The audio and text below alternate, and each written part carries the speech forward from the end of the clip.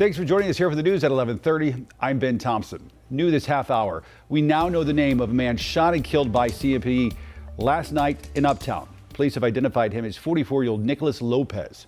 Investigators say he was shot after pointing a gun at an officer.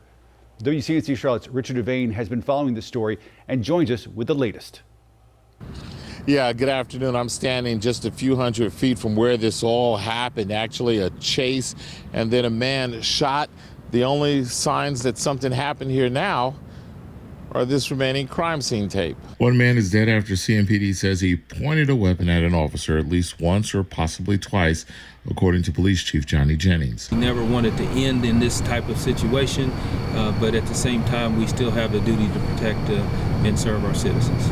It happened around 9:30 Wednesday night on Fraser Avenue near West Trade Street. Police said he got a call about someone firing a gun in the area, and when the first officer arrived, he saw a person who police say matched the description of the person who had fired a gun.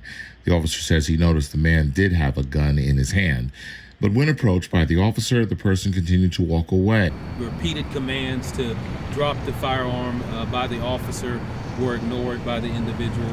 Investigators say he caused an imminent threat to the officer, and that's when the officer shot the person.